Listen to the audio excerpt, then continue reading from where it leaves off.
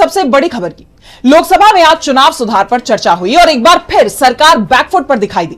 विपक्ष की तरफ से एसआईआर, ईवीएम से लेकर चुनाव आयोग तक सभी को सवालों के घेरे में खड़ा कर दिया गया। तो विपक्ष के नेता राहुल गांधी ने बीजेपी और आरएसएस की मानसिकता पर सवाल खड़े कर दिए।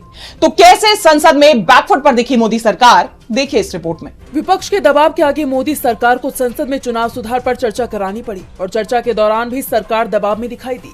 विपक्ष के नेता राहुल गांधी ने तीखे आरोप लगाए और कहा कि पूरी चुनाव प्रक्रिया पर सवाल ने कब्जा कर रखा है। हर संवैधानिक संस्थान सरकार के कब्जे में है। आरएसएस हर संस्था पर कब्जा करना चाहता है। राहुल ने संघ की विचारधारा पर सवाल उठाते हुए तीखा हमला किया। उन्होंने कहा कि नाथूराम गोडसे ने गांधी जी की जान ली, ये असहज करने वाला सत्य है। राहुल ने आगे कहा कि 30 जनवरी 1948 को राष्ट्रपति की छाती में 3 गोलियां मारी गई। नाथूराम गोडसे ने हमारे राष्ट्रपिता की हत्या कर दी। आज हमारे दोस्तों ने उन्हें दूर धकेल दिया है। वो एक असहज सच्चाई है, लेकिन प्रोजेक्ट यहीं खत्म नहीं हुआ। सब कुछ वोट से निकला है। सभी संस्थाएं वोट से निकली हैं। इसलिए ये साफ है कि आरएसएस को उन सभी संस्थाओं पर कब्जा करना होगा जो वहां से निकली है। राहुल ने आगे कहा कि सभी जानते हैं कि कैसे भारत के विश्वविद्यालयों में वाइस चांसलरों की नियुक्ति हो रही है।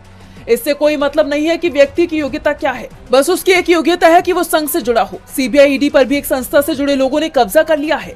तीसरी संस्था चुनाव आयोग पर भी एक संस्था का कब्जा है जो देश में चुनाव को नियंत्रित करती है। मेरे पास इसके सबूत हैं।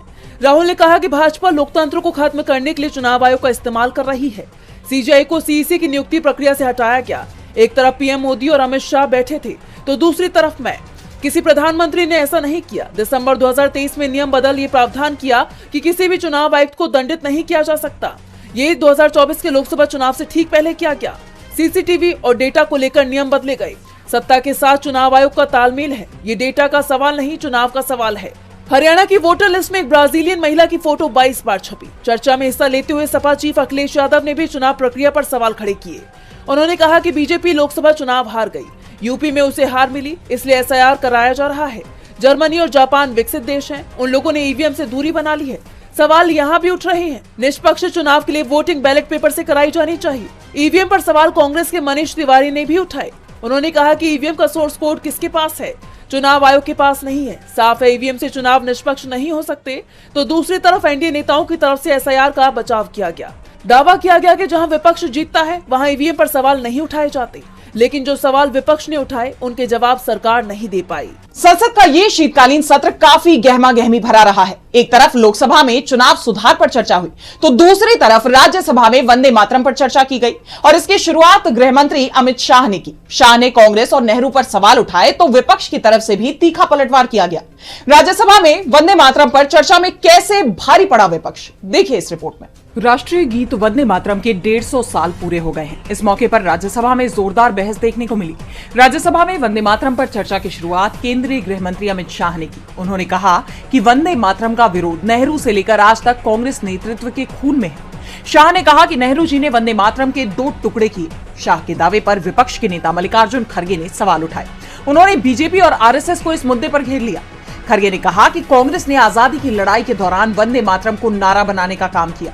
आपका इतिहास रहा है कि आप हमेशा आजादी की लड़ाई और देशभक्ति के गानों के खिलाफ रहे। जब खड़गे बोल रहे थे तब सत्ता पक्ष की तरफ से हल्ला होने लगा। इस पर खड़गे ने कहा कि जो लोग कल तक वंदे मातरम नहीं बोलते थे वही आज नारे लगा रहे हैं। वही लोग चिंतित हैं।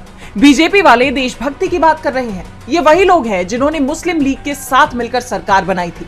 उस समय इनकी देशभक्ति कहां गई थी? खड़गे ने कहा कि राष्ट्रीय समारोह में वंदे मातरम के केवल पहले 2 स्टैंजा ही गाए जाने चाहिए। इसका फैसला कांग्रेस कार्य समिति के सदस्यों ने सर्वसम्मति से लिया था, जिसमें महात्मा गांधी, जवाहरलाल नेहरू, मौलाना आजाद, नेताजी सुभाष चंद्र, सरदार पटेल, गोविंद वल्लभ पंत शामिल थे। फैसला सामूहिक था, लेकिन पीएम मोदी और गृह मंत्री अमित शाह नेहरू को छोड़ और किसी का नाम लेने की हिम्मत तक नहीं जुटा पा रहे।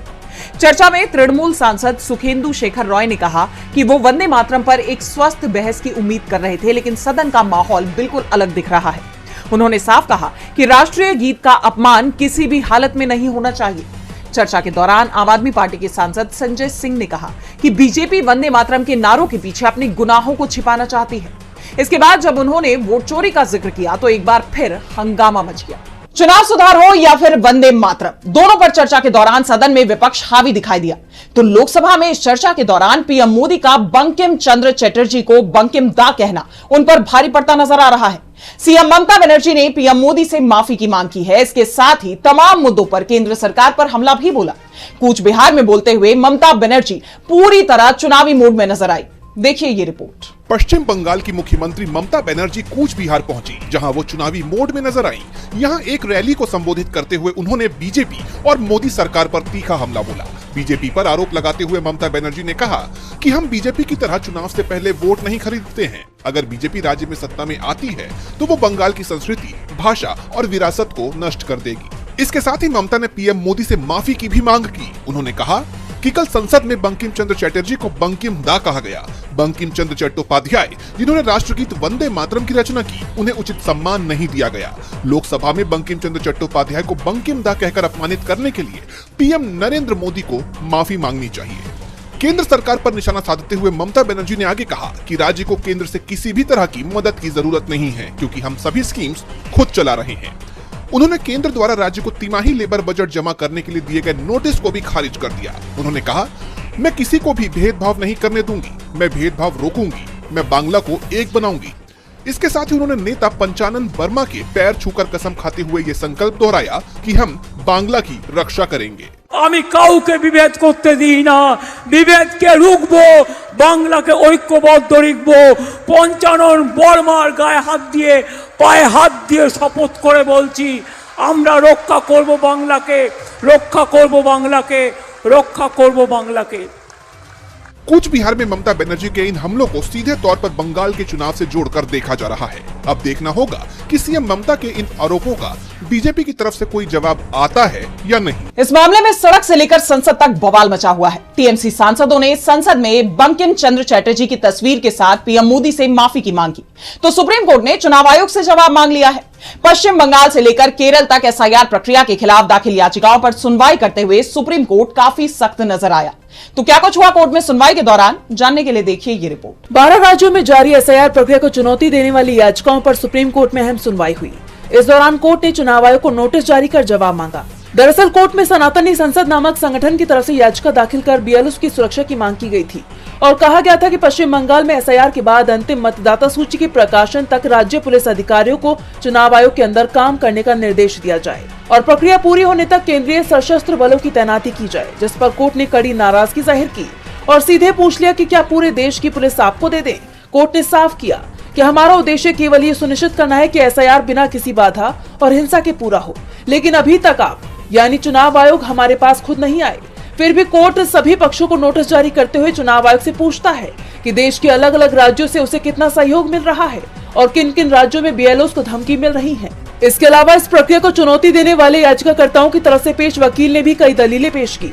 सीनियर एडवोकेट शादान फरासत ने अनुच्छेद 324, 329 का जिक्र करते हुए चुनाव आयोग की शक्तियों पर बात की। नागरिकता अधिनियम 1955 पर चर्चा की। उन्होंने कोर्ट में बताया कि चुनाव आयोग के पास मुझे वोटर लिस्ट में शामिल होने से रोकने या मुझे लिस्ट से बाहर निकालने का कोई अधिकार नहीं है। अगर आप कोई जांच करना चाहते हैं तो जरूर करें, लेकिन उस जांच का नतीजा आखिरकार डिस्ट्रिक्ट मजिस्ट्रेट के पास जाना चाहिए।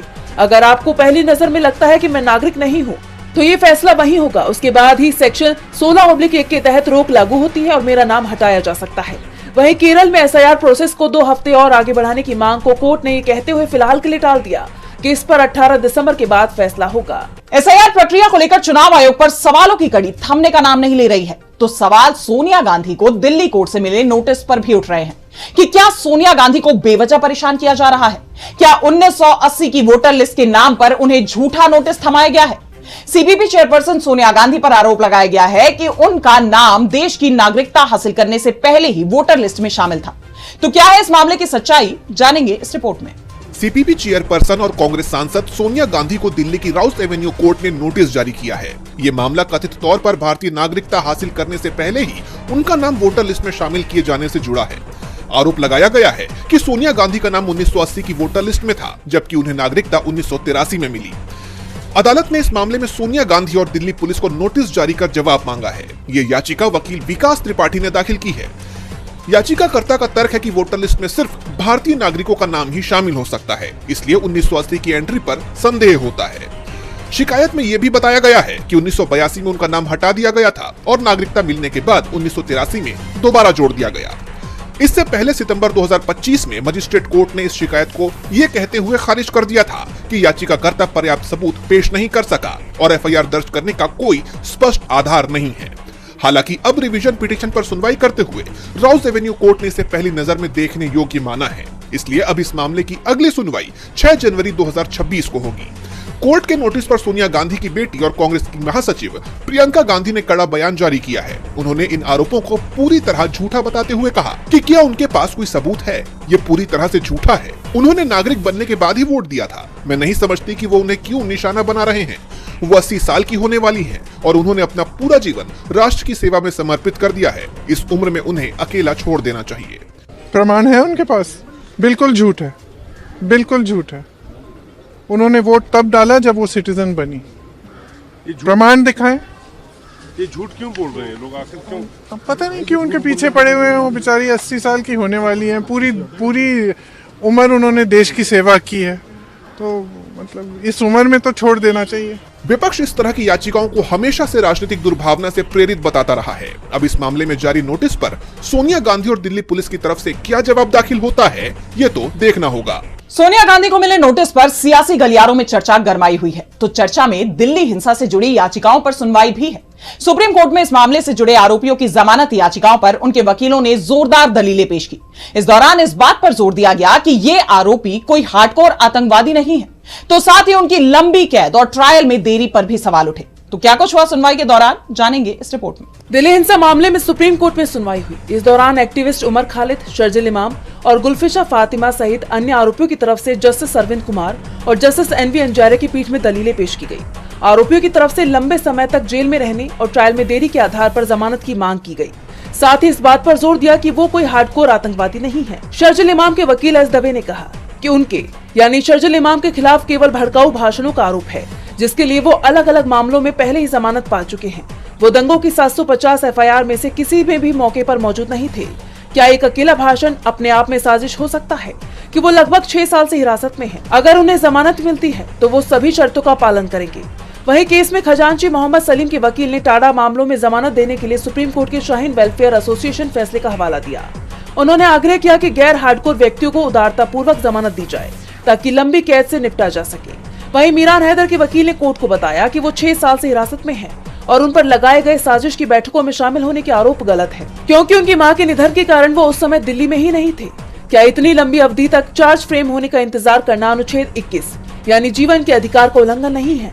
इस दौरान वरिष्ठ वकील सलमान खुर्शीद ने शिफाउर रहमान के लिए दलील दी कि विरोध प्रदर्शन के लिए पैसे जुटाना अवैध नहीं है और उनके खिलाफ कोई गंभीर वसूली या सबूत नहीं है। उन्होंने साजिश के लिए आपराधिक मनस्थिति और कार्य कारण स्थापित करने पर जोर दिया। वहीं जस्टिस कुमार ने वकीलों से साजिश के आरोपों, यूएपीए की धारा 43D/5 और फैसलों में निहित सिद्धांतों पर सीधे बात करने को कहा। ये सुनवाई 10 दिसंबर को